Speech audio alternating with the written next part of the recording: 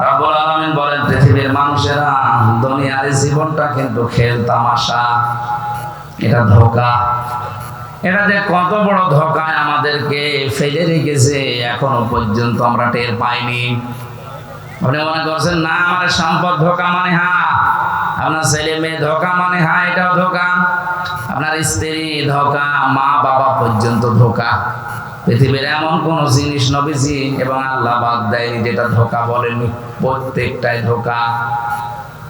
এর বাস্তব প্রমাণ আপনাকে বলছে, 200 বছর আগে যে লোকটা এই রাজশাহী থেকে মারা গেছে, ও যদি এখন উঠে এসে ডাক্তার আব্দুল বারী সাহেবের 3 পুরুষ আগের লোক, ও যদি এখন এসে বলে এই বাড়ির মালিক আমি, এই জমি আমি কিনেছিলাম, এখানে আমার রাজত্ব চলবে, আমার মনে হয় আব্দুল বারী সাহেব বাড়িতে উঠতে দেওয়া দূরের কথা, দূর দূর করে তাড়িয়ে দেবে।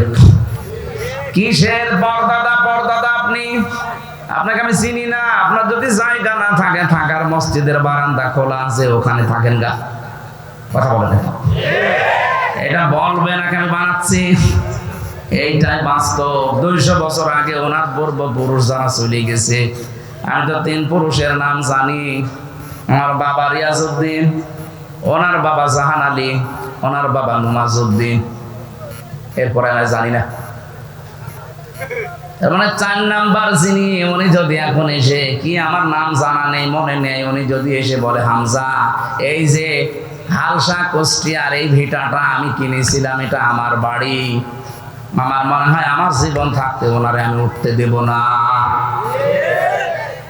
আপনি ভণ্ডামি কথাবার্তা বাদ দেন। যদি থাকতেই হয়, গ্রামে মসজিদ আছে, বারান্দায় রাতটা থেকে সকালে ফোটেন, আপনার এখানে কোনো জায়গা নেই। এই হচ্ছে দুনিয়া। কথা বলে না কেন? এই ধোঁকায় পড়ে থেকে যদি আমার বিশাল আখিরাতটা নষ্ট হয়ে যায়, আমার মতো পাগল এ পৃথিবীতে আর কেউ নেই। আমি নিজে সহ যারা এসেছি, আমরা যারা পাগলামি না করি, আমরা সবাই পাগল হয়ে আছি। একটা ধোঁকা। আল্লাহ পাক বলেন, আল্লাহাকুমুত্তাকাসুরু হাত্তা যুরতুমুল মাকাবির। বেশি বেশি পাওয়ার জন্য মানুষ মহা অন্ধ হয়ে আছে। এর এই ঘর কাটবে না ততদিন পর্যন্ত, যতদিন লোকটা কবরে না যায়। কবরে গেলে আপনার ঘর কেটে যাবে, কিন্তু তখন ঘর কেটে কি হবে? ঘর এখন কাটা দরকার। এই জন্য আজকের আয়োজন। আমার তেলাওয়াত কিন্তু আয়াতে আল্লাহ এই কথাগুলোই জানিয়েছেন।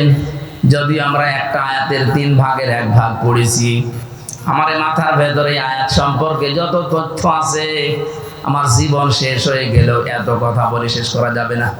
এত কথা আল্লাহ দিয়েছেন। তাফসীরুল কোরআন মাহফিল লিখে দিয়েছেন, আমরা তাফসীর আকারে কথা বলবো ইনশাআল্লাহ। সুতরাং দুনিয়াতে যে যাবে আনন্দে আছে, আত্মহারা হয়ে আছে, থাক, আমি যেন পাগলামি না করি। কথা বলেন ঠিক কিনা? কারণ আমি যেটা পেয়েছি এটা আল্লাহর কাছে শ্রেষ্ঠ সম্পদ। এটার নাম কোরআন। এটার নাম কি? আরো জোরে বলেন। এই কোরআনে কারিমের ৬,২৩৬ আয়াত আছে। এটা নির্ভরযোগ্য আর প্রসিদ্ধ। আমরা সবার মুখে মুখে যেটা শুনি ৬,৬৬৬ না, এটা গণনা করে আপনি পাবেন না।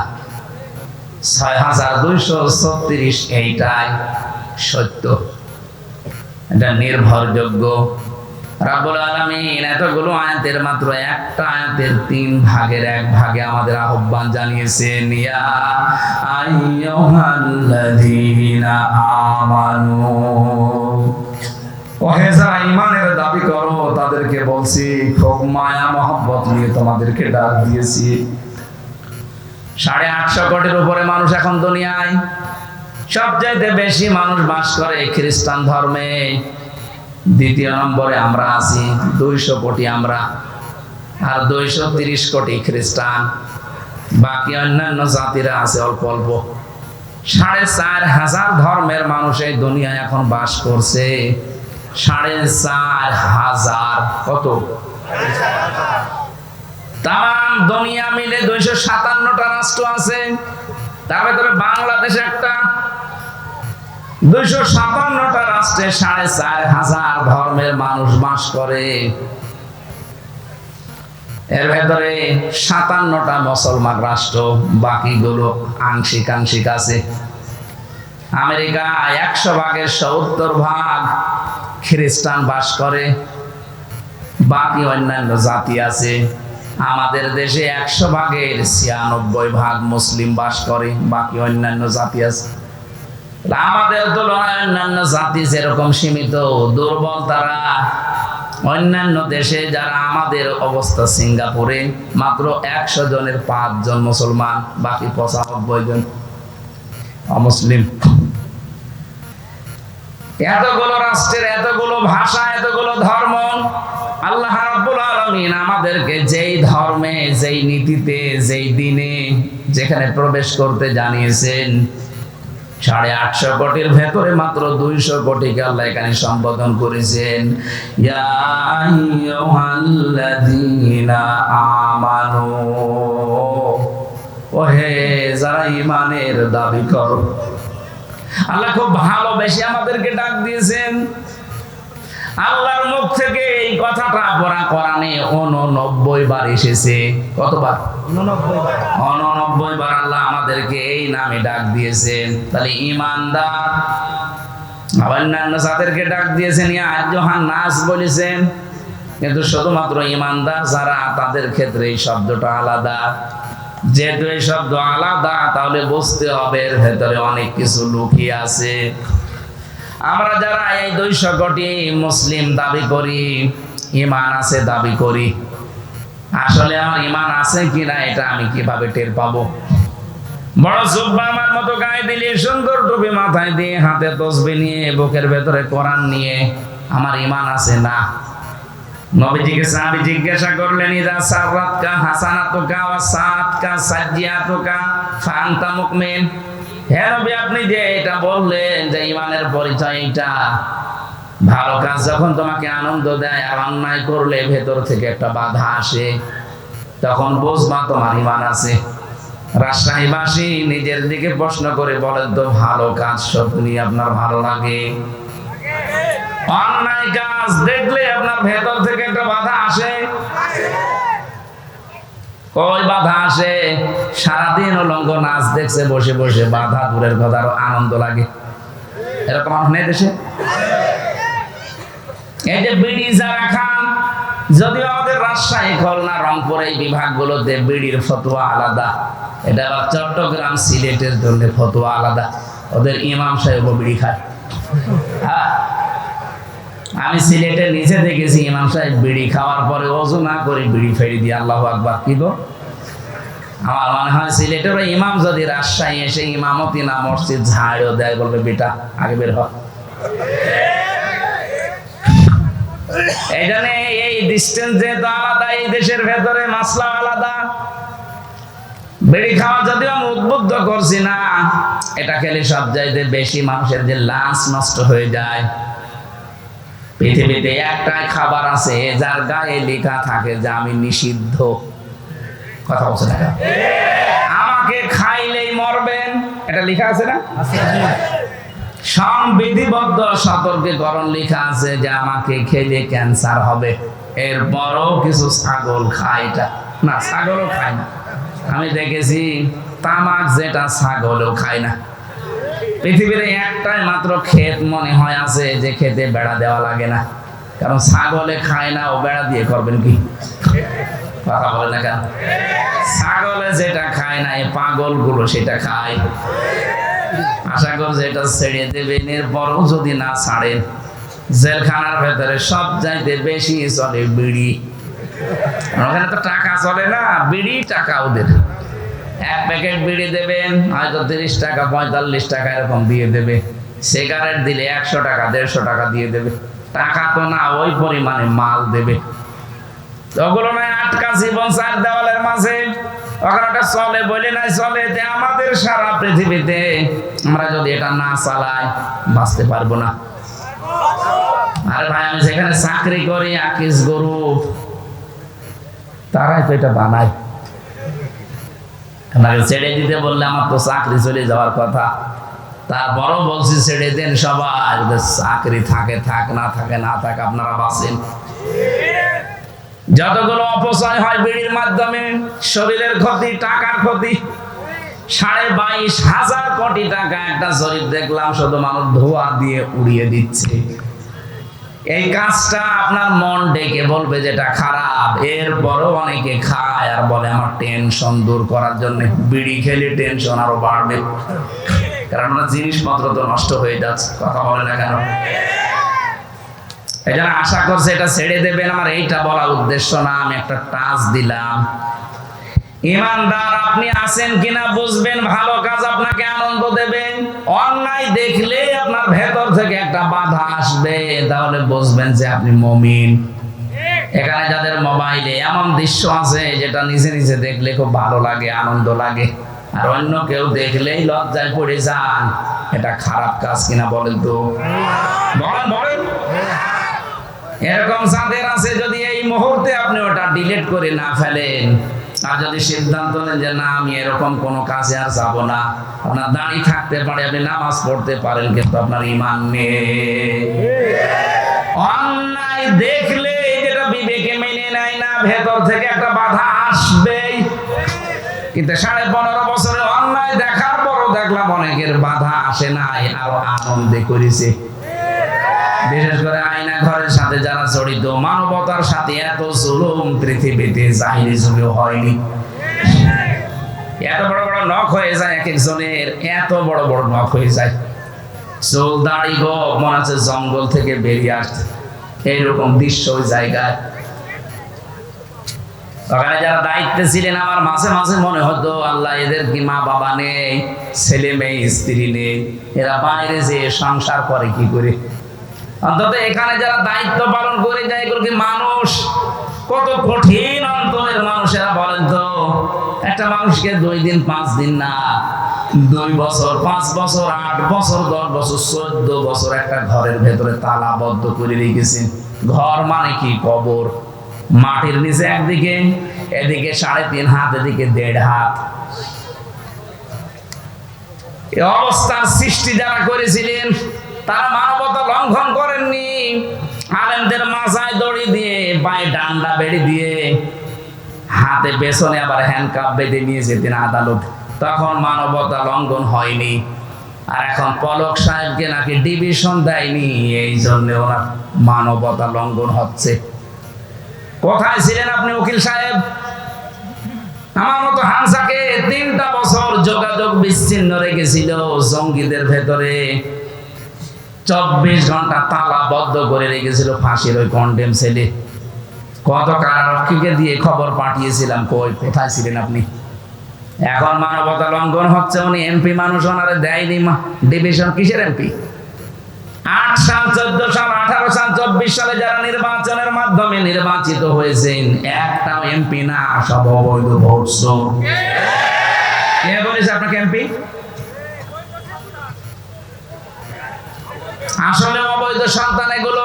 তাছাড়া অবৈধ জিনিসকে আপনি বৈধ বলে চালিয়ে দিলেন তামাম দুনিয়ার কাছে, যে আমরা নির্বাচিত হয়েছি। এত বড় মিথ্যা কথা বলেন কি করে? বলেন। এই জন্য এই 4 বারে যারা এমপি হয়েছেন, এরা নির্বাচিত এমপি না, এরা সিলেকশনের এমপি। এদেরকে আমরা ভোট দেইনি, এই জন্য এরা ভোট চোর। এদের নামে সাবেক এমপি, সাবেক মন্ত্রী, সাবেক উপজেলা চেয়ারম্যান লেখা যাবে না। আর আমরা চাই যারা এতদিন দায়িত্বে ছিলেন, 15.5 বছরে যত টাকা রাষ্ট্রের কাছ থেকে নিয়েছেন বেতন আর ভাতা হিসাবে, সব টাকা ফেরত দেওয়া লাগবে, নয়তো আপনার কোনো মাপ নেই।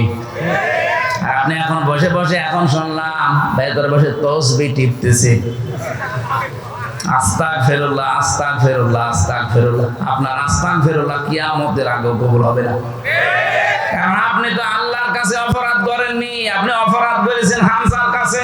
কথা বলছেন না কেন? এই জন্য অপরাধ যার কাছে, স্বীকার করবেন তার কাছে। শুধু এতটুকুই না, স্বীকার করার পরে তার যে ক্ষতি হয়েছে, এই ক্ষতিপূরণ তাকে দেবেন। আপনার কারণে এই বাংলাদেশে বহু মানুষ চাকরি পায়নি, খালি দলীয় পরিচয় খুঁজতেন, যেই দেখেছে না আমার দলের লোক না, তার যোগ্যতা থাকার পরও তাকে চাকরি দেননি, এটা তার উপরে অবিচার।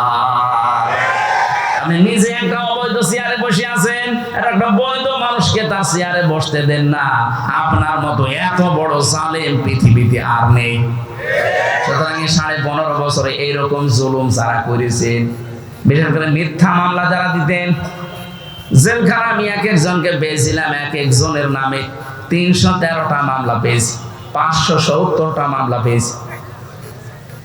সারা জীবন হাজিরা দিলে শেষ হবে না। আমার 2টা মামলা ছিল, তাই হাজিরা কুষ্টিয়া থেকে ঢাকায় দিতে আমার জীবন শেষ হয়ে যেত মাসে 2 দিন মাত্র। আর যার 313টা মামলা, 570টা মামলা, বলেন তো সে বাড়ি সেই বড়গোনা পাথরঘাটায় বাড়ি। তার জীবনটা আপনি কি করেছেন? নষ্ট করে দিয়েছেন। আর এখন বলছেন আস্তাগফিরুল্লাহ। আপনি কি আল্লাহর কাছে দোষ করেছেন? দোষ করেছেন তো এই লোকের কাছে। মিথ্যা মামলা এমন ভাবে দিয়েছেন, ওই লোকটা আসলেও নিশ্চিন্তায় কিছু জানে না, এই জন্য তো ঘরে ঘুমিয়ে আছে। চোখ খুলে ঘুমের ঘরে দেখছে আদালতে হাজিরা দিচ্ছে। কি গো, আমি আদালতে কি করে এলাম? তুই গাছ কেটেছিস। কবে? স্বপ্নে। এটা চলছিল কিনা বলেন? আমাকে মানিয়ে বললাম কিছু? আমারটা নিজেরটা দেখেন, আমারে ধরে নিয়ে আসলো বাড়ি থেকে, ভালো মানুষ, আমি খাবার খাচ্ছি, ওই সময় নিয়ে আসলো। অথচ পরের দিন পেপারে দিল না, ওনারে চোরহাঁস থেকে নিয়েছে। পুরা মিথ্যা কথা। ওই থেকে যে শুরু হয়েছে একেবারে বের হওয়া পর্যন্ত পুরাটা মিথ্যা। মিথ্যার সাথে যারা জড়িত, আমার মামলার আয়ু থেকে একেবারে 2 বোন মিলে পালিয়েছে, ওই 2জন সহ। যারা যারা জড়িত আমার একটাও মাফ করতে মনে চায় না, যতদিন আপনি আমার এই ক্ষতি পূরণ না দেবেন। গত কয়েকদিন আগে এক ওসি সাহেব এসেছিল, যে হুজুর মাফ করে দেন। মাফ করে দিলাম, টাকা ফেরত দেন। হ্যাঁ, আপনার টাকাগুলো ফেরত দিয়ে দেন, আমার অসুবিধা নেই মাফ করতে, আমি এখনই মাফ করে দেব। টাকা আনি না, না টাকা না আনলে হবে না।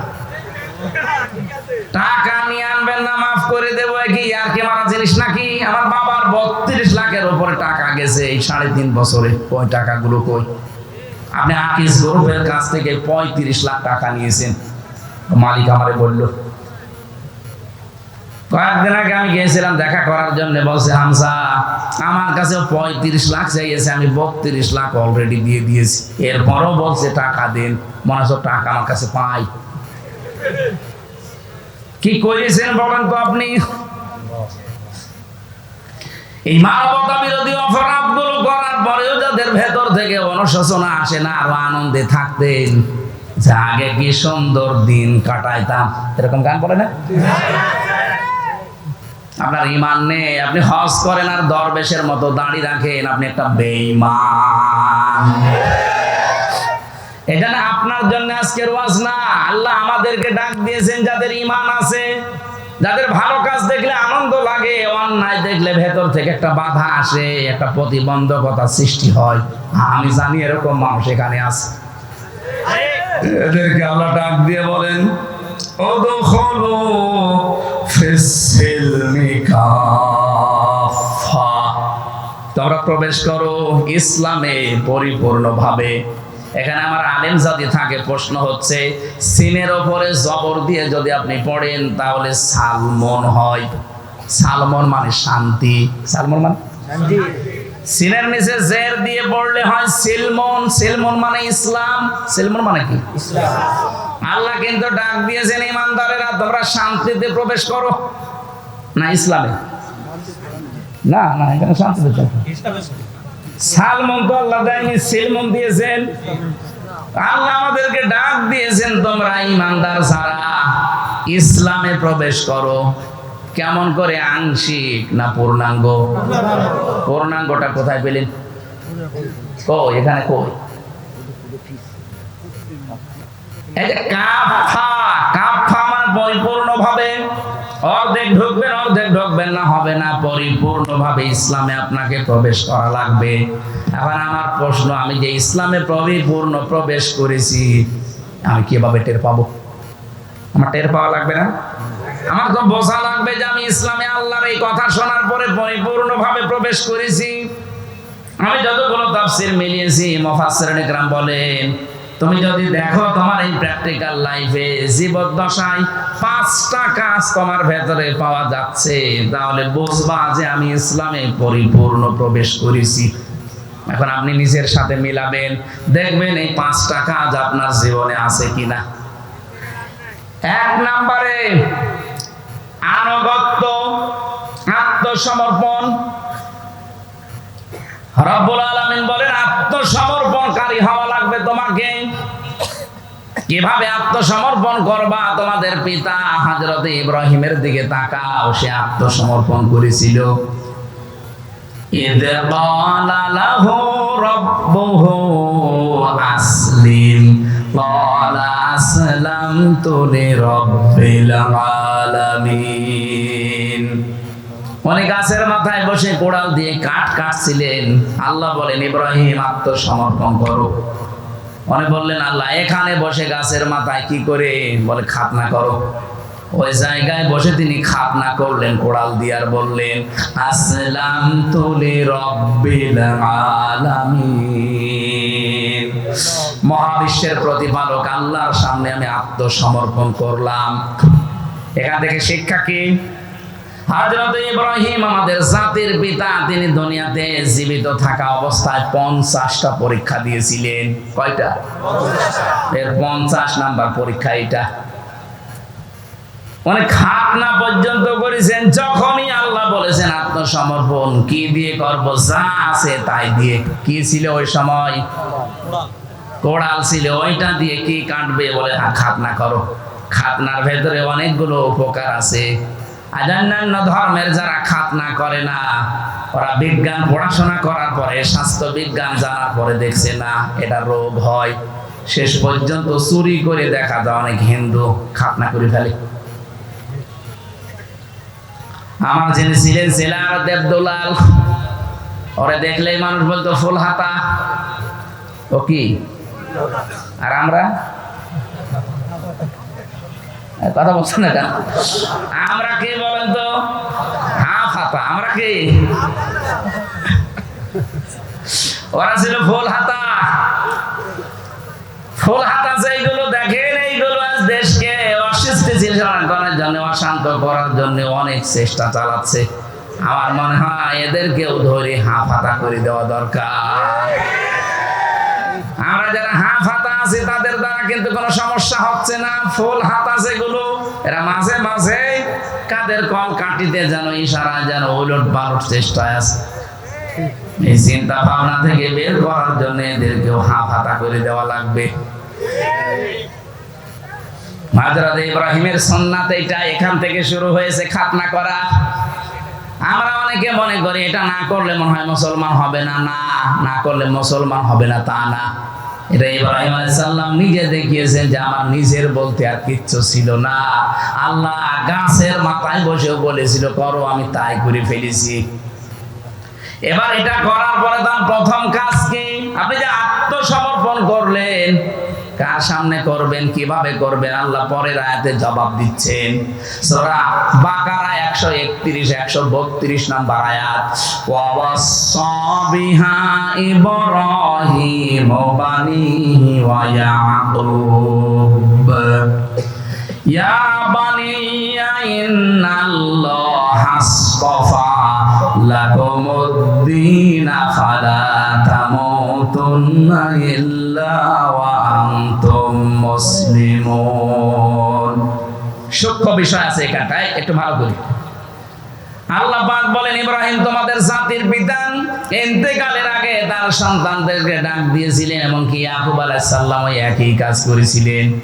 তারা বলেছিল হে আমার আদরের সন্তান, ইন্নাল্লাহা আসতাফা লাকুমুদ-দীন, অবশ্যই আল্লাহ তোমাদের জন্য নির্বাচিত করেছেন, পছন্দ করেছেন, চয়ন করেছেন, মনোনীত করেছেন দিনকে। কাকে? দিন মানে রাতের পরে যেটা আসবে ওই দিন। বলেন বলেন। দিন কি? আল্লাহ নিজে পরিচয় দিয়েছেন কোন দিন জানো? ইন্নাদ-দীন দীনা ইনদাল্লাহিল ইসলাম। অবশ্যই আমি আল্লাহর কাছে মনোনীত একটা দিন আছে, তার নাম আরো জোরে বলেন। এটা ছাড়া কোনো দিন আমার কাছে গ্রহণযোগ্য না। আমাইয়াবতাগি গায়রাল ইসলাম দীনান ফালা ইয়াকবালা মিন। কেউ যদি ইসলাম বাদ দিয়ে অন্য কোন দিন দিয়ে আমি আল্লাহকে রাজি খুশি করতে চাই, জীবনেও তার কোনো কিছু কবুল হচ্ছে না, হবে না। এখান থেকে প্রমাণ হয় ৪৫০০ দিন এই পৃথিবীতে আছে, একটাই মাত্র দিন আল্লাহর কাছে মনোনীত ইসলাম। ইসলামের বাইরে যত দিন আছে, ধর্ম আছে, একটা দিয়েও আল্লাহকে পাওয়া যাবে না। দুনিয়া আমরা কিচ্ছু না পাই, ইসলাম যেহেতু পেয়েছি শুকরিয়া আদায় করেন আলহামদুলিল্লাহ। কিয়ামতের ময়দানে শুধু ইসলাম যারা মেনেছে তাদেরকে জান্নাত দেবে। বাকি ওই যে ৪৫০০০ যে দিন আছে, একটার জন্য জান্নাত নেই। এটা যেহেতু রেকর্ড হচ্ছে সারা বিশ্বে, কালকে বিভিন্ন ভাষায় ছড়িয়ে যাবে। আহ্বান জানাচ্ছি, বিবেকটা কাজে লাগান। আপনার অন্যান্য কিতাবগুলো দেখেন।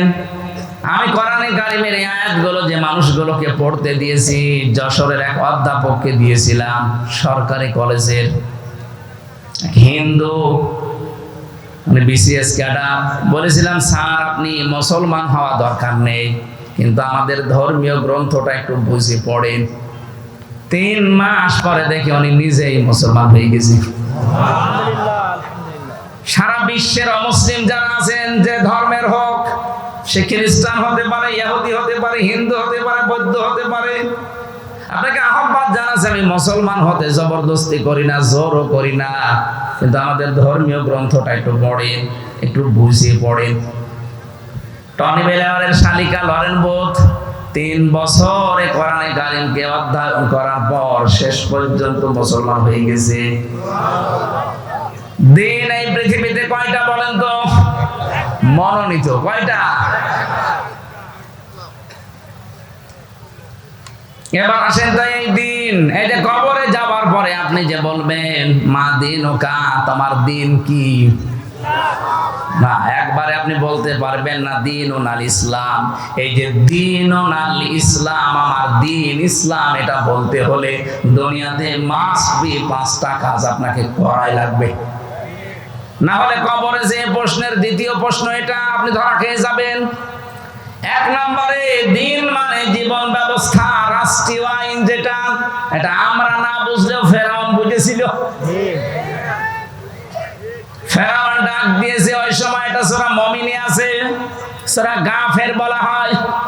২৬ নম্বর আয়াতে আল্লাহ জানিয়েছেন, ওয়ালা ফিরআউনু যারুনি আবদুল মূসা ওয়ালিয়াদু রাব্বা ইন্নী আখাফু আইয়ুবাদদিলা দীনাকুম ইলা আখির আয়াত। ফেরাউন ডাক দিয়েছে, আমাকে ছেড়ে দাও, আমি মশাকে হত্যা করব, সে তার রবকে ডাকুক। আমি ভয় পাচ্ছি, আশঙ্কা করছি সে আমার দিনকে পাল্টিয়ে দেবে। এখানে দিন মানে রাষ্ট্রীয় আইন। দিন মানে কি? রাষ্ট্রীয় আইন। ফেরাউন বুঝলো দিন মানে রাষ্ট্রীয় আইন, আর আমরা মুসলমান এখন পর্যন্ত দিন মানে যে রাষ্ট্রের আইন, এটা মানতে চাই না। আর এগুলো রাষ্ট্র থেকে বাদ দেওয়ার পায় তারা চলছে। কথা বলে না কেন? দিন মানে রাষ্ট্রীয় আইন, এটা যতদিন পর্যন্ত বাংলাদেশে কায়েম না হবে, ন্যায় বিচারের নাম শুনবেন, ন্যায় বিচার দেখতে পাবেন না। আমার হাকামা বিহি আদালা, যারা কোরআন দিয়ে বিচার ব্যবস্থা কায়েম করবে, তারা ন্যায় বিচার কায়েম করতে পারবে।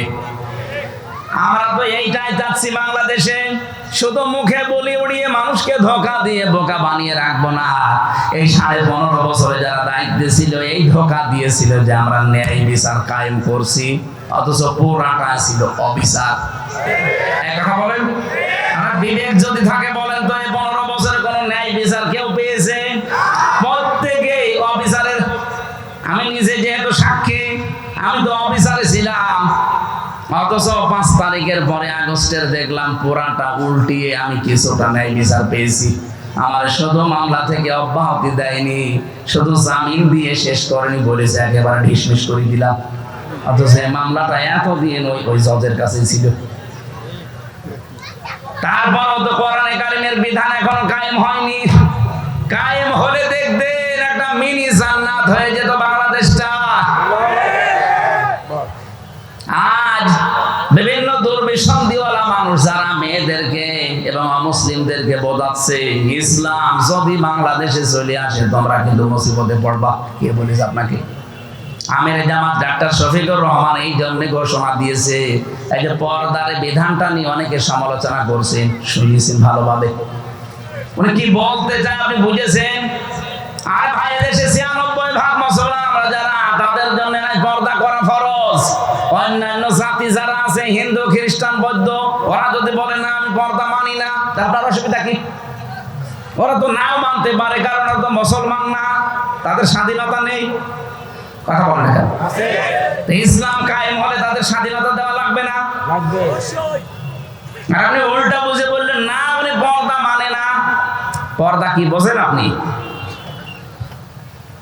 তার পরিবারে খাস পর্দা চলছে। আমি নিজে তার বাড়িতে গেছি একদিন। আপনি খালি উল্টা পাল্টা ধারণা করেন মানুষের প্রতি। কি আমল করেন আপনার? কি আছে আপনার ইসলামের জন্য? কি অবদান রেখেছেন? তাদের যে তাকওয়া, তাদের যে ইখলাস, আল্লাহর উপরে তাদের যে ভরসা, ১০০ ভাগের ১ ভাগও আপনার নেই। আল্লাহ এমনিতেই ওই পর্যায়ে মানুষকে নিয়ে যায় না। তার ইবাদতের মাত্রা আপনি জানেন না। আপনি কি ৫ ওয়াক্ত নামাজও তো আপনি পড়েন না, ফতোয়া দেন। তার ৫ ওয়াক্ত নামাজ না, তাহাজ্জুদও মিস যায় না। আন্দাজে এক তহমত তার উপরে লাগিয়ে দিলেই হবে। যদি কেউ কোনো অপরাধ না করে, ওই অপরাধ যদি তার উপরে কেউ চাপিয়ে দেয়, যতদিন আপনি ওই অপরাধ না করবেন ততদিন আপনার মরণ হবে না। এই জন্য সাবধান, আন্দাজে কোনো দোষ কাউকে দেবেন না। আর মনের ব্যাপার আপনি জানেন, সে কি সেন্সে কে উদ্দেশ্য নিয়ে এটা বলেছে। আরে ভাই, আন্তর্জাতিক বিষয়গুলো তো দেখা লাগবে। যে সাংবাদিক দীপ্তি, এটা হিন্দু, কথা বলবেন কেন? হিন্দু মেয়ে লোক, সে প্রশ্ন করছে আপনারা যদি ক্ষমতায় যেতে পারেন, ইসলাম যদি এদেশে যায়, তাহলে অমুসলিম যারা পর্দা করে না মেয়েরা, তাদের কি হবে? ওই সময় যদি বলা হয় না, তাদেরকে আমরা পিটিয়ে পর্দা করাবো, ওটা সারা দুনিয়ায় ছড়াবে না।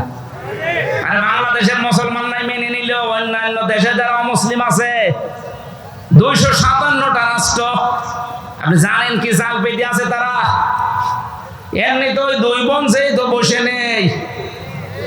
ওরা সারা পৃথিবীর সিম্পিতি পাওয়ার জন্য এখন মিথ্যা কথা ছড়াচ্ছে যে আমরা নির্বাচিত ছিলাম, আমাদেরকে উৎখাত করা হয়েছে। এটা দাহা মিথ্যা কথা। আরে ভাই, নির্বাচিত হয় মানুষ যে মাধ্যমে, তার নাম নির্বাচন।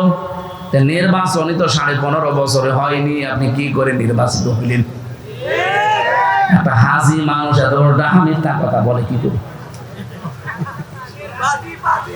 দেখলেন, ওর নাম শুনলে মানুষ এখন ৫ই বলছে। তাহলে আমি যে এত টাকা দিয়ে হজ করলাম, আমি কোথায় যাব? এই কারণেই তো বলছি, আমার গায়েও লাগছে। আপনি এমন মিথ্যা আর বলবেন না যেন আপনার কারণে আমরাও দোষী হয়ে যাই। দরকার হয় হাজি নামটা কেটে দিন। কথা বলবেন। আপনি আবার যদি আসতে পারেন, আবার ওই ভুল ধরবেন। বিশাল এক পট্টি মাথায় দিয়ে, হাতে তসবিহ নিয়ে হাজি নামটা ব্যবহার করে বলবেন আমি ওমরা করে আসলাম। আপনারা এবারের মতো আমারে সুযোগ দিন। এইটা মিথ্যা কথা। এই দেশের মানুষ বহুদিন প্রতারিত হয়েছে, এখন আর হবে না। নবীজির হাদিস মনে রাখবেন, লা ইউফলিহা কওমুন ওয়ালাউ আমরাহুম ইমরাতুন। বুখারী শরীফের হাদিস। নবীজি বলেন, ওই জাতি কখনো সফল হচ্ছে না, হবে না, যে জাতির নেতৃত্বে কোনো মহিলা বসে আছে। এই জন্য ৫৩ বছর নেতৃত্ব যারা দিচ্ছে, আর আমাদের কপাল পুড়ে গেছে, নষ্ট হয়ে গেছে। আমরা এমন মানুষকে সামনে নিয়ে নেতৃত্বে বসিয়েছি যে মানুষ নেতৃত্বে যাওয়া জায়েজ নেই। সুতরাং আমরা সাবধান হব, কোনদিন যেন আমাদের এই দেশে কিয়ামতের আগে কোন মহিলা নেতা হতে না পারে। পুরুষ মানুষ আসুক, সে চাচা এরশাদের মতো হোক, তাও ভালো। কথা বলছেন এখন? দরকার সকালে কথা বলবে, বিকালে কথা বলবে, তারপরও ভালো। মেয়ে আপনি তাকান না কেন আমেরিকার দিকে? যাতে মাতাল হলো তাহলে ঠিক আছে। আজ পর্যন্ত তারা কোন মহিলাকে চেয়ারে বসায়নি, এক কথা বলছেন না? অথচ নারী অধিকার নিয়ে তারা দেখেন মুখ ফাটাচ্ছে, বুক ফাটাচ্ছে। কমলা হ্যারিস কি মহিলা? তারে দেয়নি, দিয়েছে ট্রাম্প। সে যাই হোক তারে দেবে, সে পুরুষ মানুষ। কথা বলছেন এখন? আমরা তো পাগলামি এখনো পর্যন্ত সারতে পারি না, এখন মনে হয় সারবে। সামনে কোন মহিলা আসতে পারবে না এই দেশে। আপনি যদি আমেরিকার নীতি নিয়ে চলতে চান সেটা করেন না কেন? তারা যেমন মহিলাকে সামনে রাখে না, আপনিও রাখতে পারবেন না। আমরা চাই যারা রাজনীতি করছেন আপনি আপনার দলকে বলেন যে ভাই আমি রাজনীতি করছি, করব, কিন্তু মেয়ে লোক যেন সামনে না আসে।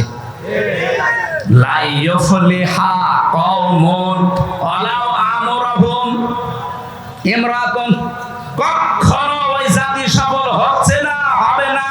নবীজি গ্যারান্টি দিচ্ছে কোনদিন মিথ্যা হতে পারে না। আমরা কার ভরসায় আছি? উনি এখনো পর্যন্ত যদি বলে আমি আসতেছি, লিস্ট করে রাখো, আপনি আসবেন কি করে? আপনাকে তো চেয়ারে বসানো যায় নেই। কথা বলে না কেন? আমি এটা বলতাম না, বলছি এই কারণে মিথ্যা কিছু তথ্য ফেসবুকে মানুষ ছড়িয়ে বিভ্রান্ত ছড়াচ্ছে। গত পরশুদিন আমি ছিলাম সেই মৌলভীবাজার, ওখানকার এসপি সাহেব আমাকে বলছিলেন যে কথাটা মানুষকে জানাবেন, ফেসবুকের কোন তথ্য নিয়ে মানুষ যেন আন্দাজে অনুমাদনায় না ভোগে। এটা দ্বারা বিশৃঙ্খলা তৈরি করেছে মানুষ এই মিথ্যা তথ্য দিয়ে। এগুলো অধিকাংশ ছড়াচ্ছে বাইরের এই দাদা বাবুদের দেশে কিছু মানুষ আছে। তারা কয়েকদিন আগে সিঙ্গাপুরে, মালয়েশিয়া আছে হোটেলে, যেখানে উঠে দেখি আল্লাহর ওলি বেরিয়ে আসছে। কি গো, দোয়া করেন। 5 তারিখের আগে ওরা পালিয়ে ওখানে বসে আছে। যে হোটেলে গেছি দেখি 2-4 জন আল্লাহর ওলি আছে। কি করবে এখন? 3 মাস 4 দিন হয়ে গেল, কোল কিনারা পারছে না। এখন ফেসবুকের মাধ্যমে ওরা বাইরে থেকে এই বিভ্রান্ত গুলো ছড়াচ্ছে, যেন মানুষ উশৃঙ্খল হয়ে দেশে একটা হট্টগোল বাঁধিয়ে দেয়, আর বহির্বিশ্ব যেন দেখে যে না, আগেই ভালো ছিল। আমরা শক্ত হাতে এটা দমন করতে চাই। ফেসবুকের কোন কথা বিশ্বাস করে ওখানে পা দিয়ে আপনি বিশৃঙ্খলা করলে আপনি নিজের পায়ে নিজে কোড়াল মারবেন। পৃথিবীর ইতিহাস কি বলে? আজ পর্যন্ত কোন পলাতক যারা পালিয়েছে ওরা ফিরে এসেছে আপনি একটা দেখান তো। চেঙ্গিস খান, হিটলার, এটা কি 850 বছর আগে যিনি পালিয়েছে লক্ষণ সেন, কই ফিরে আর আসেনি, কবর চলে গেছে। তাকে পুড়িয়ে ফেলেছে। যেহেতু অন্য ধর্মের মুসলমান দাবি করে যদি আপনি পালিয়ে যেয়ে থাকেন, আপনিও বিশ্বাস করতে পারেন ফিরে আসা এই পৃথিবীতে সম্ভব না, তাহলে ইতিহাস পাল্টিয়ে যাবে। পলাতকরা কোনোদিন ফিরে আসে না, কারণ জানি যে আমরা অপরাধী। হেলিকপ্টার আসার সময় আমি পাইলটকে বলছিলাম, এই যে আপনি দরজাটা লাগিয়ে দিলেন, একটা হুক মাত্র, হুকটা একটু ছুটে গেলেই তো নিচে পড়ে যাবে। হুজুর হাত দিয়েন না, হাত দিয়ে যদি হুকটা খুলে যায় তাহলে কিন্তু সত্যি পড়ে যাবেন। মাঝে মাঝে ওই সময় আমার মনে হচ্ছিল, আল্লাহ 2 বোন একসাথে পালিয়ে গেল, যদি হুকটা একটু খুলে যেত। একটু হুক খুলে গেলে হয়তো বাংলাদেশের যে কোনো এক জায়গায় পড়ে যেত। কথা বলছে না, মানুষ পিটিয়ে মেরে ফেলত।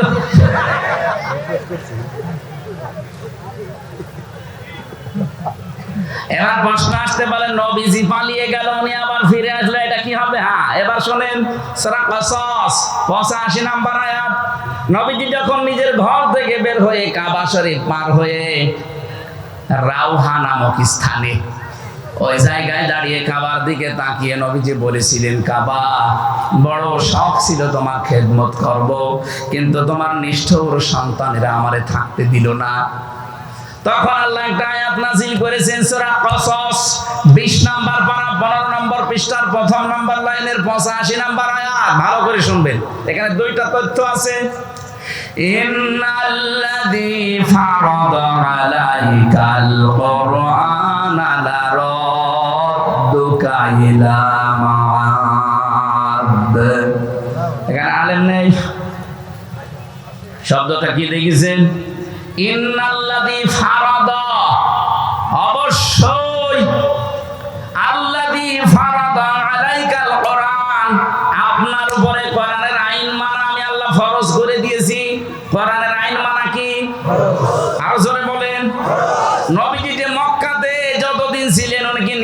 আইন প্রতিষ্ঠার জন্য না কোরআনের আইন?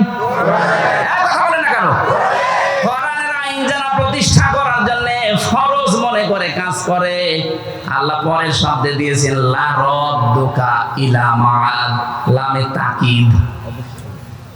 আল্লাহ গ্যারান্টি দিচ্ছেন, হে নবী, আজকে আপনি যেখানে দাঁড়িয়ে কাবার দিকে মুখ করে আফসোস করছেন, আমি আল্লাহ গ্যারান্টি দিলাম আপনি যদি কোরআনের আইন কায়েম করার জন্য, প্রতিষ্ঠা করার জন্য এটা ফরজ মনে করে কাজ করতেন। কোরআনের আইন প্রতিষ্ঠা করা নফল না ফরজ? আর জোরে বলেন কেন ফরজ? যত নবী আল্লাহ পাঠিয়েছেন, বড় বড় 4 জন নবীর নাম আল্লাহ ব্যবহার করেছেন সূরা শূরা 13 নম্বর আয়াতে। বড় বড় 4 জন নবীর নাম, এমনকি মুহাম্মদুর রাসূলুল্লাহকে আল্লাহ বলেছেন, নবী আপনাকে আমি আদেশ দিলাম আন আকিমুদ্দিন, দিন কায়েম করা লাগবে। দিন কায়েম করা মানে কোরআন কায়েম করা। কথা বলেন না কেন? ওয়ালা তাতাফাররাকু ফি, এ বিষয়ে কোনো মতপার্থক্য ফতোয়াবাজি চলবে না। এই আয়াতগুলোর দ্বারা প্রমাণ হয় কোরআনের আইন যারা প্রতিষ্ঠার জন্য চেষ্টা চালাবে, এই মানুষগুলো যদি বাধ্য হয় দেশ ত্যাগ করতে, হিজরত করতে, চলে যেতে, আল্লাহ গ্যারান্টি দিয়ে বলেছেন অবশ্যই আপনাকে আমি এই জায়গায় আবার ফেরত নিয়ে আসবো।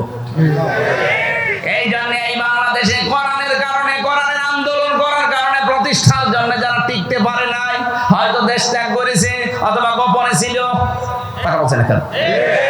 অথবা এমন কোন জায়গায় চলে গেছে যে আসার মতো না, এই মানুষগুলোকে আপনি দেখবেন আল্লাহ পাক ঠিক তাদের মর্যাদা দিয়ে আবার ফেরত নিয়ে আসবে।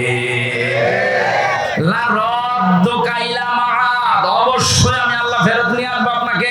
এর বাস্তব প্রমাণ মাওলানা আবুল কালাম আজাদ, ওই যে দাঁড়িয়ালাটা, এই কথা বলছেন না কেন? মিথ্যা মামলা বাচ্চু রাজাকার নাম দিয়ে চালিয়ে দিয়েছিলেন। যারা বন্দী অবস্থায় ছিল কোরআনের কারণে, এদেরকে আল্লাহ জনগণের কাছে ফিরিয়ে দিতেন, আপনারা যদি ঔষধ দিয়ে মেরে না ফেলতেন। কোরআনের পাখি যদি সত্যি আর একটা বছর হায়াত পেত, আমি যদি ঔষধ দিয়ে, ইনজেকশন দিয়ে মেরে না ফেলতেন, আমি তো তার সাথে ছিলাম, একদিনের জন্য হলে দেখা হয়েছিল আমার। যদি সত্যি আপনারা এই মিথ্যা ধোঁকাবাজি করে তারে বললেন চলেন আপনাকে হাসপাতালে নিয়ে যাব, হাসপাতালে নিয়ে যাব কি বলেছিলেন? জেলার পরের দিন আমাদেরকে বলেছে ওনার অসুস্থ, হাসপাতালে নিয়ে গেছে, অথচ উনি নিজে জানে না যে উনি অসুস্থ। কি কায়দা দেখেছেন? বলছে আপনি অসুস্থ, আপনাকে হাসপাতালে নিয়ে যাব। উনি বলছে কই আমি তো ভালো আছি, বলছে না আপনি অসুস্থ। চাচা এরশাদকে নাকি নির্বাচনের আগে ধরে নিয়ে বলছে আপনি অসুস্থ, চলেন হাসপাতালে, বলছে কই আমি ভালো আছি, বলছে না আপনি অসুস্থ। কোরআনের পাখিকে ঠিক এইভাবে ধোঁকা দিয়ে বলেছে আপনি অসুস্থ, চলেন, আপনাকে অসুস্থ করে আপনাকে ছেড়ে দেওয়া হবে। পরিবারস্থ লোক বাইরে অপেক্ষা করছে, এই জন্য উনি হাসিটা দিয়েছিলেন। উনি মনে করছে আমি তো বাইরে চলে যাচ্ছি, আমার পরিবারের লোক, আমার দলের লোক, আমার দেশের লোকের সাথে দেখা হবে। তো শয়তানরা যে ফাঁক বেঁধে রেখেছিল, ইনজেকশন দিয়ে ওনারে বিদায় করে দিলে, নয়তো আল্লাহ অবশ্যই কোরআনের এই ময়দানে তাকে আবার ফিরিয়ে নিয়ে আসতে। এই জন্য হিজরত যারা কোরআনের বিরুদ্ধে অবস্থান নিয়ে করে, যারা পালিয়ে যায়, তাদেরকে আর ফিরিয়ে আসার গ্যারান্টি আল্লাহ দেয়নি। কিন্তু কোরআনের কারণে কেউ যদি টিকতে না পারে, ওরা যদি হিজরত করে, পালিয়ে যায়, দেশ ছেড়ে চলে যায়, বন্দী অবস্থায় থাকে, মাস্ট বি আল্লাহ তাদেরকে ফিরিয়ে আনবে। হায়াত যদি শেষ হয়ে যায় সেটা আলাদা কথা। নবীজির যেহেতু হায়াত শেষ হয়নি, 13 বছর অত্যাচারিত হওয়ার পরে বিদায় নিয়েছিলেন হিজরত করে, কিন্তু আল্লাহ আবার সসম্মানে 10 বছর মদিনার রাষ্ট্রপ্রধান করে নিয়ে এসেছেন। বলেন তাই যদি 13 বছর অত্যাচারের পরে 10 বছর রাষ্ট্র ক্ষমতা দিতে পারে, আমরা 15 বছরের অধিক নির্যাতিত, দেশটার ভেতরে জেলখানার মতো ছিলাম আমরা প্রত্যেকেই। আমাদের তো মনে হচ্ছে 2 বছর বেশি হয়ে গেছে। আল্লাহ আমাদেরকেও 10 বছরের জন্য দেশটা হাতে তুলে দাও। নবীজিকে যদি দিতে পারে, নবীর উম্মত যারা, তাদেরকে আল্লাহ দেবে না? বলেন দুর্বল যাদেরকে করে রাখার চেষ্টা করা হয়, আল্লাহর গ্যারান্টি তাদেরকে জমিনের ওয়ারিস আল্লাহ বানিয়ে দেয়। এটা সূরা কসসের 5 নম্বর আয়াতে আছে, ওয়ানুরিদু আন্নামুন্না আলাল্লাযীনা ইসতুযিফু ফিল আরদ ওয়া নাজআলাহুম আইম্মাতাও ওয়া নাজআলাহুমুল ওয়ারিসিন। ফেরাউন যে দলটাকে কোণঠাসা করে রেখেছিল, দুর্বল করে রেখেছিল, অপমান অপদস্থ করতো, আমি আল্লাহ ইচ্ছা করলাম ওই দলটার উপর একটু অনুগ্রহ করি। আমি আল্লাহ এমন অনুগ্রহ করেছি, আমি জমিনের শাসন ক্ষমতা তাদেরকে নেতা বানিয়ে দিয়েছি এবং ওই জমিনের মালিক আমি আল্লাহ উত্তরাধিকারী বানিয়ে দিয়েছি। এরা যদি আল্লাহ হাজার হাজার বছর আগে করতে পারে, ওনার শক্তি এখন আর নেই। বলেন মাস্ক বিউনিয়নে আমাদেরকে দেখাবে, ওরা আমরা 100 বার বিশ্বাস করি। কেন দেখাবে? অনুমাক্কিনালাহুম ফিল আরদ, জমিনে আমাদেরকে আল্লাহ ক্ষমতা দেবেন। ও নুরিয়া ফিরআউনা ওয়া হামান ওয়া জুনুদাহুমা মিনহুম মা কানু ইয়াহজারুন। আল্লাহ পাক বলেন ফিরআউন, হামান এবং তার সৈন্যদেরকে আমি দেখাতে চাই, যারা সবচাইতে বেশি ভয় করত মুসার দলকে, তাদেরকে আমি ক্ষমতা দিয়ে দিয়েছি। 53 বছরে সবচাইতে বেশি প্রত্যেক জালেম এবং মুনাফিকরা ভয় পায়, না জানি যাদেরকে বেশি কোণঠাসা করে রাখলাম তারা আবার ক্ষমতায় চলে আসে কিনা। আল্লাহ পাক মনে হচ্ছে আমাদের উপরে এখন মনন করেছে। আগস্টের 5 তারিখের আগে আপনি জরিপ দেখেছেন, মাত্র 100 জনের 15 জন মানুষ চাইতো দেশে ইসলাম কায়েম হোক। 3 মাস 4 দিনের ব্যবধানে গতকালকে জরিপ দেখেছেন 100 জনের 58 জন মানুষ এখন চাচ্ছে দেশে ইসলাম কায়েম হোক। আয়াতগুলো আমার মনে হচ্ছে বিশ্বাস যে আল্লাহ দেখাবে। কথা বলে না কেন? আরে ভাই, মানুষের অন্তর তো আল্লাহর কুদরতি হাতে, উনি শুধু ঘুরিয়ে দেবে। পারবে না উনি? এই জন্য এই মনোনীত দিন আল্লাহর কাছে ইসলাম, এটার ভেতরে আমরা যারা আছি, আপনি মনে করবেন যদি ইসলাম মানতে পারেন তাহলে ইসলামের ভেতরে আপনি প্রবেশ করেছেন আল্লাহর কথা অনুযায়ী। আনুগত্য, আত্মসমর্পণ, এটা 1 নম্বরে আপনার ভেতরে পাওয়া যাবে। 2 নম্বরে ইখলাস পাওয়া যাবে। কি পাওয়া যাবে? প্রত্যেকটা কাজে আল্লাহর জন্য, মানুষ দেখানোর জন্য না। 3 নম্বরে বিশুদ্ধ আকীদা তৈরি হবে আপনার। যদিও বাংলাদেশ সহ বিশ্বে, বিশেষ করে বাংলাদেশ, ভারত, পাকিস্তান, এই 3টা দেশে জামাতি ইসলামী নেই। বলেন, 3টা দেশে আমি গেছি, দেখেছি এই মাজলুম দলটার উপরে কিছু আলেম নামধারী, আমি আলেম তাদের বলি না, কারণ তারা এদের বইগুলো পুরাটা পড়ে না, আন্দাজে ফতোয়া দেয়। এই মাজলুম দলটার উপরে আকীদার প্রশ্ন তুলে একটা বিভ্রান্তি ছড়ায় মানুষের মাঝে যে এদের আকীদা ঠিক নেই। একটা মাজলুম দলের উপরে, মাজলুম মানুষগুলোর উপরে এরকম মিথ্যা তহমত আপনি দিতে পারলেন, এই লোকটা যা করেছে আপনার 14 বংশ মিলে করতে পারবে না। তার এতটুকু হায়াতে যত বই লিখেছে, আপনি 10 ডবল হায়াত পেলেও 5টা বই লিখতে পারবেন না। তাদের ইসলামী অর্থনীতিতে খেদমত করেছেন, তাদের থিওরি গুলো মুশারাকা, মুদারাবা, মুরাবাহা, বায়ে সালাম, বায়ে ইস্তিসনা, বায়ে মুআজ্জাল, এই সমস্ত বিষয়ের ভেতরে কতগুলো তথ্য লুকিয়ে আছে। ইসলামকে অর্থনৈতিক ভাবে দাঁড় করানো কি করেছেন আপনি? খালি আকীদা খারাপ, আকীদা খারাপ। কি দেখেছেন আকীদার? আকীদা কোনো খারাপ না, কোনো মাসলা মাসাইল নিয়ে হয়তো মতপার্থক্য থাকতে পারে, এটা হবে। কেউ যদি গবেষণা করে কোনো মুজতাহিদ কোনো মাসলা মাসাইল উদ্ঘাটন করতে যে ভুল করে, তার একটা সওয়াব পাবে, আর যদি ঠিক করে 2টা সওয়াব পাবে। সারা জীবন মাওলানা মওদুদী রাহমাতুল্লাহ আলাইহি উনি গবেষণা করে করে তথ্যগুলো দিয়েছে, যদি ভুলও হয় তার একটা রসগোল্লা আছে, আর যদি সঠিক হয় 2টা। আপনি কি করলেন? আপনি তো গবেষণাই করেন না। আপনার পেটে বোম মারলে মুজতাহিদ লিখতে কি লাগে আপনি তাও বলতে পারবেন না।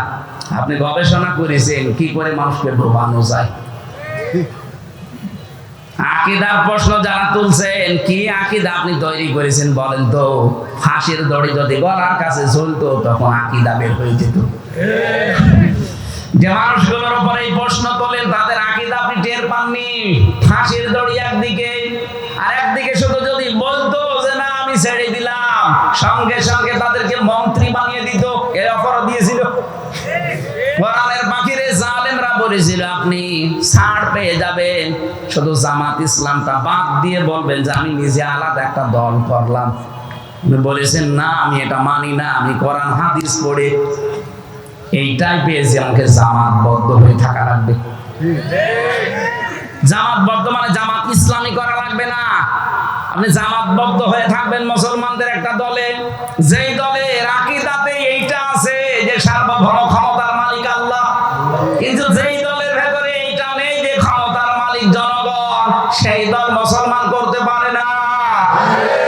বাংলাদেশের মানুষ অনেকে করছে না, মুসলমানও দাবি করে। আমি আপনার বিবেকের কাছে প্রশ্ন রাখলাম, আপনি কি করবেন এবার ভাবেন। যারা মনে করেন ক্ষমতার উৎস জনগণ, তারা মুশরিক।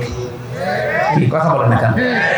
আন্নাল কুওয়াতা লিল্লাহি জামিআ আয়াত অনুযায়ী তাহলে ইসলামে আমি পরিপূর্ণ প্রবেশ করেছি। এর 3 নাম্বার আলামত হচ্ছে আমার আকীদা বিশুদ্ধ হওয়া লাগবে। 4 নাম্বারে আমার চরিত্র উন্নত হওয়া লাগবে। আমি নাম ধরেই বলছি এই কারণে বোঝার জন্য, বাংলাদেশে যারা জামাত ইসলামী করে, যারা ইসলামী ছাত্র শিবির করে, অন্যান্য যাই হোক, ইসলামী অর্থনীতি, এই অর্থনীতির ব্যাপারে কিন্তু তারা আল্লাহর ওলি, চাইলে না পয়সা এদিক ওদিক পাবেন না। আপনি যদি দেখাতে পারেন যে 10 টাকা এখান থেকে ওখানে উল্টা পাল্টা করেছে, আমি আজকেই তাদের গালি দেবো, দেখা। আর অন্যান্য দলের বলেন দরবেশের মতো মানুষ 36,000 কোটি টাকা মারিকাটি করেছে, আর বলে দাড়ি নেই। আরে দাড়ি নেই তাতে কি হতে, চাইলে না পয়সা নড়িয়েছে কিনা বলেন তো। আর দাড়ি থেকে দরবেশ কি করলো? 7টা ব্যাংক থেকে 36,000 কোটি টাকা সরিয়েছে। বাংলাদেশে 2 প্রকার চোর পাওয়া যায়, একটা সিসকে চোর আর একটা জাইদ্রের চোর। এই ডিম মিল যারা চুরি করে, মুরগি চুরি করে, আলু পটল, এগুলো সিসকে চোর। আর এই যে ব্যাংক ডাকাতি করে যারা, শেয়ার বাজার লুট করে যারা, যারা বেগম পাড়া বানায়, সাহেব পাড়া বানায়, এই মানুষগুলো সিসকে চোর না জাইদ্রের চোর? হাত কাটার কথা কি সিসরে চোর না জাইদ্রের চোরের? যারা অভাবে চুরি করে, অভাব দূর করে স্বভাব ভালো করে দাও। আর যারা স্বভাবে চুরি করে, সাক্ষ্য প্রমাণ ধরা পড়লে হাত কেটে দাও। এটা যদি আজকে সত্যিই কোরআনের বিধানটা থাকতো, সূরা মায়েদার 38 নম্বর আয়াতটা বাংলাদেশে, যে কয়টা ধরা পড়েছে একটা হাত এখানে থাকার কথা না, সব ঝুলে থাকতো। এক কথা বলেন না কেন? বাংলাদেশ চোর মুক্ত হয়ে যেত এমনি। এই জন্য উন্নত চরিত্রের বেলায় এই জায়গা ছাড়া আর কোনো আপোষ নেই, কারণ উন্নত চরিত্র বানাতে ট্রেনিং দেওয়া হয়। আপনি আসেন 6 মাস একটু থাকেন, আপনার চরিত্র উন্নত হয়ে যাবে। চুরি কি জীবনে আপনার ভেতরে আসবেই না। 5 নাম্বার লেনদেনে স্বচ্ছ থাকা। আপনার লেনদেন স্বচ্ছ আছে? কোন দোকানে বাকি করলে জীবনে আর দোকানের সামনে দিয়ে যায় না, অন্যদিকে ঘুরে যায়। লেনদেন করছেন। এই 5টা বিষয়। 1 নম্বরে আত্মসমর্পণকারী, 2 নম্বরে আপনাদের মনে নেই কিছু? কি বললাম বলেন? হ্যাঁ, ইখলাস লাগবে প্রত্যেকটা কাজে। 3 নম্বরে বিশুদ্ধ আকীদা অর্জন করা লাগবে, বিশ্বাস। 4 নম্বরে চরিত্র করা লাগবে উন্নত। 5 নম্বরে লেনদেন আপনি স্বচ্ছ থাকবেন। আল্লাহ বলেন 5টা আলামত যার ভেতরে দেখতে পাবে, সে যেন মনে করে যে আমি ইসলামে পরিপূর্ণ প্রবেশ করেছি।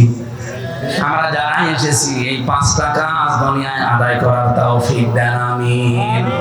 আল্লাহুম্মা আমিন।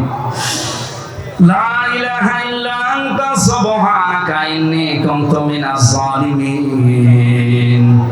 রব্বুল আলামিন, সারাটা জীবন অপরাধ করে জীবনটা নষ্ট করে ফেলেছি। আমাদের হাত উঠায় কথা বলতে ভয় করে, লজ্জা করে। জীবনের অপরাধের দিকে তাকিও না, তোমার রহমতের দিকে তাকাও। জিন্দেগীর গুনাহগুলো মাফ করে দাও রব্বুল আলামিন। আমি যেভাবে আরম্ভ করেছিলাম, সারা রাত বললেও মানুষ যেত না। সামনে তাহাজ্জুদের নামাজ, ফজরের নামাজ, কর্মজীবনের জন্য আমরা শেষ